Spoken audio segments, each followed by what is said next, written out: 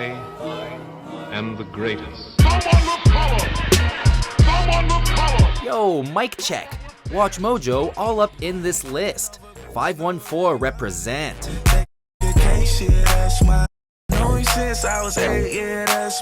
Welcome to WatchMojo.com, and today we'll be counting down our picks for the top 10 rap song cliches. For this list, we'll be looking at overused elements in rap songs and videos. This list will only look at songs which are primarily rap or hip-hop, and not pop songs where a singer or collaborator raps a verse.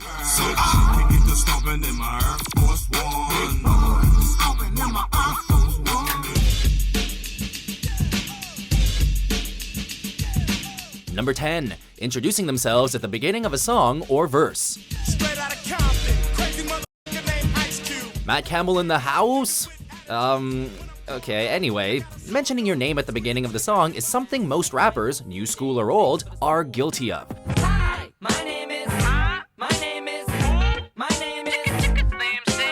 While it can be annoying, it has cultural roots in the beginnings of hip-hop. Back then, it was helpful to give lesser-known rappers more recognition. Then I would like to introduce, what's up? I pass the mic to D for a fistful of juice. The name is D, y'all. Nowadays, a quick Google search can give us the info we want, but there was a time when rappers had to verbally stamp their property. So next time you hear a rapper needlessly yelling their own name, think of it as a throwback to the old school. 'Cause I'm Snoop Doggy, Doggy, Doggy.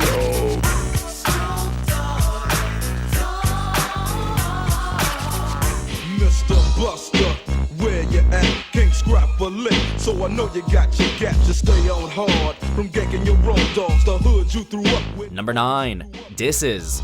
Don't even respect your ass, so now it's time for the doctor to check your ass, fool. Disses and other insults have always been found in rap songs. It is usually taken quite seriously if a rapper disses another rapper in just a few bars, but there have been entire tracks solely created to rain down disrespect on other artists. You a fan, a phony, a fake, a pussy, a stand. I still whip your ass. You 36 in a karate class. Dissing's origins are most likely from the rap battle culture, which was used to entertain. But over the years, dissing has escalated and has even led to violence. First off, your bitch in the clique you claim. West side when we ride, come equipped with game. You claim to be a player, but I f***ed your wife. We bust on bad boys for life. Other times, though, dissing is used as a tool to gain more popularity and become more recognized in the hip-hop world. I just wanna know if you ain't right there running through the six shit. Tell us who the f you running through the six with. Everyone's a winner, we're making our fame. Number 8. Air horn and gunshots.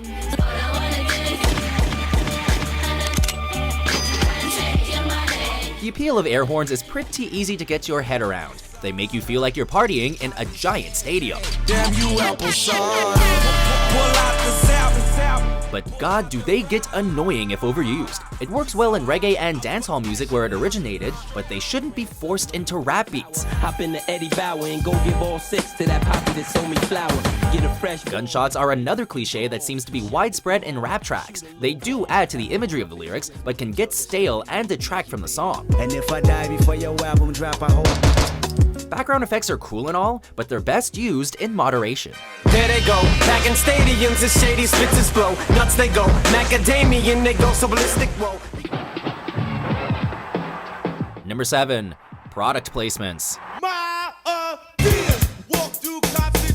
So, is this a song or an advertisement? It's hard not to cringe when you hear or see strategically placed brands in movies, and it's no different in rap.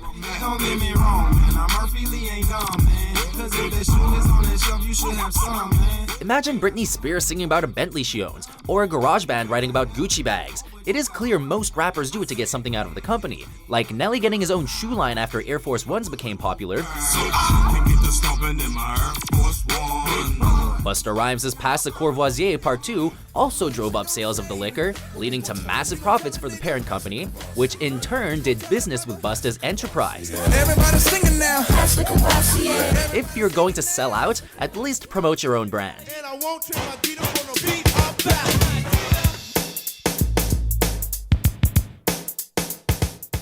Try to make it my way. Number 6. Ad-libs.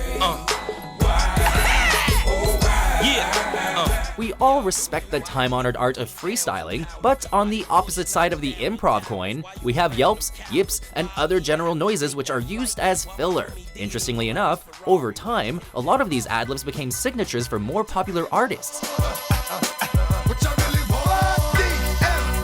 DMX's dog growls and barks fit well with his natural voice and the image he is portraying. A lot of ad-libs are just laughter, but they become as recognizable as if the rapper yelled out their own name, as the case with Jadakiss and Wiz Khalifa. Worry about a hate, not me. Turn to the max, no sleep. Some have become truly unique, like Birdman's pigeon sounds. What happened to that boy? But others can get annoying if used too often. Just putting that out there, Little John.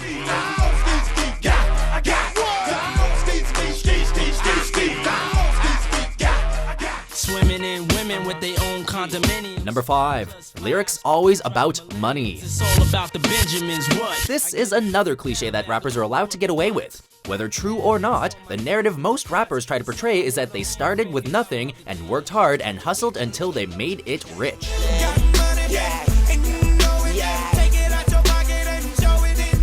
This makes flaunting wealth and throwing cash money into our faces more acceptable. It helps us live out the fantasies we probably won't be able to experience. I make it rain on ya. He never make it rain like Southern California. Luxury cars, mansions, and unfathomable amounts of bling might make listeners jealous. But other than rap, where else are you going to be able to hear a song about just being rich?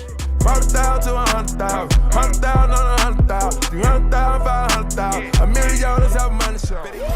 Why you all in my ear talking a whole? Number 4. Swearing. Get back, mother. You don't know me like that. Oh, hell yes! Swearing has been in rap songs since the beginning, but has actually declined in the new millennium. Cause I'm the type of that's built to last. If you with me, I put a foot in your ass. Cussing hit his peak during the gangster rap years from the mid-1990s to early 2000s. Ironically, when rap came into the mainstream, the N-word is the most used profane word in rap, but actually wasn't used that often when rap first began. Fetty, I could have put on property from the bait of the murder myth. For murder mission, While cussing might turn off some people, sometimes it is necessary to convey certain emotions. Other times, they are used as filler words to help with the tempo or meter of a verse. I love bad bitches, that's my problem. And yeah, I like the problem. But even though they could be replaced with less offensive words, cursing does help us notice a song as well. If finding somebody real is your problem, bring your girls to the crib, maybe we can solve this. Number 3. Songs about illegal activity. I'm in love with the coco. This rap cliche has been around since the beginning of the genre and is still used frequently. Not only do we see songs with specific lyrics or verses about illegal activity, there have been entire songs written about certain prohibited acts. Now I'm in the US making deals. Damn, it feels good to be a gangster. Countless verses and songs have been released about selling drugs, prostitution, robbing, and even murder. Most of the time, this blurs the line between music and reality, and the really heavy songs can leave you wondering if your favorite rapper actually used to be involved in these questionable activities. As this risks influencing younger and even adult audiences, it's best this cliche finds itself locked up soon. There's no business like hope in it. You know? They say I talk a little fast, but if you listen a little fast, I ain't got to slow down for you to catch up. Ludacris, where are you? Number 2. Bitches and Hoes. Get out the way, bitch, get out the way. Ah, the misogyny. Why is it that we only hear rappers calling women bitch, hoe, or trick? Why not lady, fair maiden, or respected equal? Bitch, that hoe, let me see your pussy. Bitch, that hoe. Worse still, why do the women in the video seem to like it? It doesn't provide the greatest of influences and is entirely overused. Sure, most rappers are male, so we are getting their perspective, but even female rappers like Nicki Minaj use these words. You a stupid hoe. You a stupid hoe. You a stupid hoe. Because of the disrespect to an entire gender, this cliche makes our list.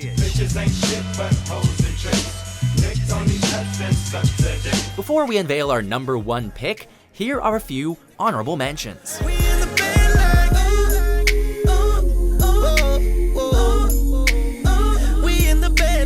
Started from the bottom, now we're here. Started from the bottom, now my whole team fucking here. No Cadillac, no perms, you can't see. Then I'm a Allow me to lace these lyrical douches in your bushes. Number 1, bragging and braggadocio. The back of the club, sipping my wet is where you find me. The back of the club, macking holes, my crew's behind me. Add most of what we have on this list together, and we find a common theme: bragging. A lot of rappers are modest in person, but while performing, they can come off a tad arrogant. Some, of course, aren't modest off the mic either. Kanye. I guess every superhero need his theme music. No one man should have all that power. Funnily enough, bragging in any other genre of music could be seen as being in bad taste, but it is acceptable and even expected here. More BMF than Billboard. I got a label deal under my mattress. Cause I'm King Push. Flaunt that cash, show off those women, refer to your past crimes, and even claim you're the greatest. It's all fair game. I got so many that the man find out it'll land me in jail for life, but I'm still big pimpin'. While bragging can get old, it will most likely always have a place in rap. Be a king? Think not. Why be a king when you can be a god? So, do you agree with our list? What are some other rap cliches you can think of? For more hip-hop and top 10s published every day, be sure to subscribe to WatchMojo.com. Everything about me.